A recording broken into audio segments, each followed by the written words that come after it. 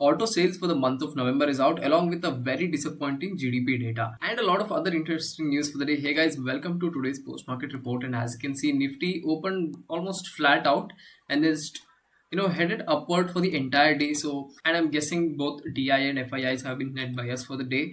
And one of the main events for today is the auto sales data. Every month on the first day, we get the auto sales data, and clearly we notice a huge surge in all these auto stocks. The sales data is up almost by 20% from 49,000 to 59,000, up about 10,000 units sold year on year basis. So comparatively, this is a great deal for the company, especially because October was full of festivals, right? There we see PV sales. That means passenger vehicles are actually sold more in the month of October. But even after that, in November also, all these auto companies are posting a good growth on a year-on-year basis and on a monthly basis. So this is clearly a great news for all these auto stocks. So we saw, Maruti Suzuki go up by almost 1.5%. It, I think, hit almost 2%, but settled around 1.5% by the end of the market. So, and next off we have Ashok Leyland, and also it's exactly opposite scenario compared to the Maruti Suzuki. We noticed the stock fell about 1 to 2% today. This is basically coming after 2023 pay. They have sold about 13,000 units, but this month, in 2024, they've only managed to sell about 12,400 units. So clearly, we can see a downfall in the stock today, and it's the 4% drop, right? Especially in the domestic sales. This is what people in the market are upset about. Clearly, when other sales, other companies' domestic sales have gone up, Ashok Leyland has actually not been able to keep up with them, and clearly we notice a fall in the stock price as well. And next off, we have data of Tata Motors, and Tata Motors has been absolutely sideways for quite a while now. They have a lot of things going on fundamentally, but if we look at compare it with last year's data, clearly up by about 600 units. So not a huge deal, not a huge growth year on year basis, neither on monthly MOM basis. So clearly the stock also did not react at all. It stayed almost flat throughout the day. But interesting thing to notice up here is that there's just a 1% growth in domestic sales, and the PV sales, that is passenger vehicle sales, has actually increased by 2%, that too in November. That's a great thing for the company. And out of the 70,000 units that they have sold, 47,000 of them are actually passenger vehicle itself and not commercial. So that's very interesting to know about the Tata Motors. And next off we have Mahindra and Mahindra, which was actually one of the top gainers for the day, up about 1.8 to 2%. We noticed that again here we have about 20% growth. 70,000 units sold last year, but this year they have sold about 79,000 units, and the export itself has risen by 53%. So this is very important. All these companies, their domestic sales have gone up by 1 or 2%, even 10%.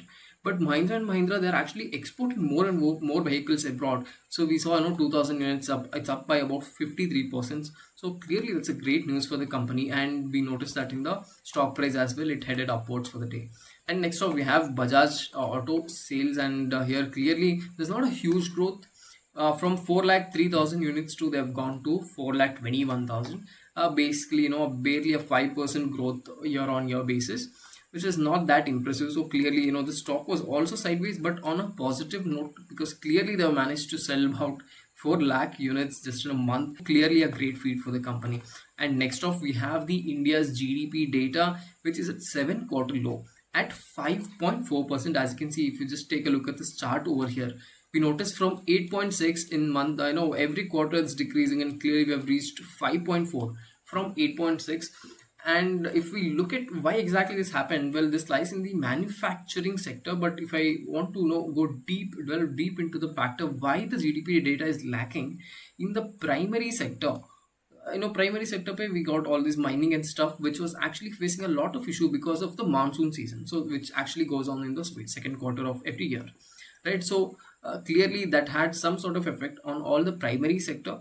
And in the secondary sector, actually manufacturing, which is the leading cause why this basically this quarter's GDP data is low, because of the secondary sector, where manufacturing there was actually no substantial growth. Clearly we can see the impact of that happening in the GDP data.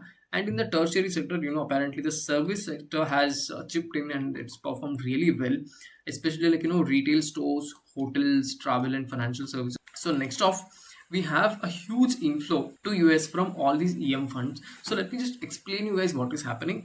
So basically $47 billion has gone back to US. That means all these people who are investing in all these emerging markets like China, be it India, Japan, Germany. So now people have, especially US investors, have taken that money out, and it's a net $47 billion, not at all a small number. And clearly, this is happening for two main reasons. One, this happens every year in the month of December when they take a huge holiday. This is a month of holiday for them in Christmas, and we notice a huge rally in the US stock market, right? It's called as a pre-Christmas rally that happens every year. And clearly, every year they take money out of all these investments and they put it back into their US markets. And clearly, that is one reason. The second reason could be Trump becoming the new president. So maybe he must have put some faith back into the country where investors are going back because of their T-bills offering a very good interest rates. So next off, we have a new report that came out today on solar power. Apparently it has the potential to grow by 8 times. So clearly, we saw a little bit of buzz in all the solar related stocks, and this report is the reason. As you can see, currently in 2024 we are producing somewhere around 81 to I think 92 gigawatts, and they're saying from here it could grow 8 times more. So clearly there's a lot of potential left in all the solar related stocks, and we saw a little bit of buzz, volume increasing in all the solar stocks today. And next off, we have Ola, which is making news every day on a daily basis, which is up 6% today after its CEO Bhavish Agarwal actually made a statement on Twitter. I actually have the tweet here as well. Let me just show you guys. He says taking the electric revolution to the next level. Basically, they're opening from 800 stores to 4,000 stores, and all these stores will have the service capacity. So basically, the Ola shares, if I just show you guys the chart, was headed on a downward trajectory after a lot of people, especially on Twitter, complained how Ola service was very bad and you're not fixing up all the vehicles that come up for servicing. So now Bhavish Agarwal has come out and said, what, we are creating at least 3 to 4 times more, opening up more service stores. So if there is anything wrong with the bikes, we'll be able to fix that up real quick. And clearly, we can see that a particular news has made a good momentum in the stock. It's up from 60 to 90 just in a matter of few days. And next off, we have Dixon Technology, which was up about 6% today, trading at its 52 weeks high. And this comes after the news that they are going to actually manufacture the Google Pixel phones. So apparently Nomura also maintains a buy with a potential of 18% from here on. Clearly, this tender to manufacture Google Pixels will bring in a lot of revenue for the company. So clearly, we can see that affecting the stock prices today. And next off, we have Trump actually threatening again with 100% tariff on all the BRICS nation. That means, for example, BRIC is combined with Brazil, Russia, India, China, and South Africa, and they were about to make their own currency. And Trump thinks this is mainly to replace dollar as this international currency. So he's like, what, if you're gonna go make your own currency and try to ditch dollar, I'm gonna introduce 100% tariff. And clearly, very interested, curious to know how the whole thing will turn out, and will Trump actually enforce 100% tariff? Because in the past as well, he has mentioned it many times, but he has never done it. So is he going to this time? Very curious, but this is one of the reasons why rupee is under pressure as well. That is Trump threatening with 100% tariff. If you're a trader following market calls and tips for day trading, use our tool RNT, Research and Trade. All you have to do is link RNT to your trading account, then just sit and relax.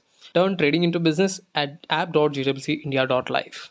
Check out description for more details. Disclaimer: investments in the securities market are subject to market risks. Read all the related documents carefully before investing.